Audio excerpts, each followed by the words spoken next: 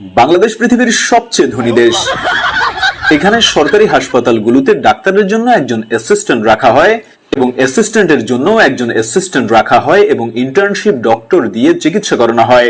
এখানে স্কুল এবং কলেজগুলোতে ক্লাস টিচারের কাছে প্রাইভেট না পড়লে আপনার জীবন তেজপাতা বানিয়ে দেওয়া হবে। এখানে পয়সা ধার নিয়ে ভুলে যাওয়া এটা সবার অন্যতম একটি গুণ। আপনার কাছ থেকেও যদি কেউ পয়সা ধার নিয়ে থাকে তাহলে ভুলে যান আপনি তার কাছ থেকে টাকা পান। এখানে ছেলে মেয়ে একজন আরেকজনকে জানু, মানুষ, সোনা, জান এসব বলে তাদের যৌবন শেষ করে দেয় আর বিয়ে করে 40 বছর বয়স হলে।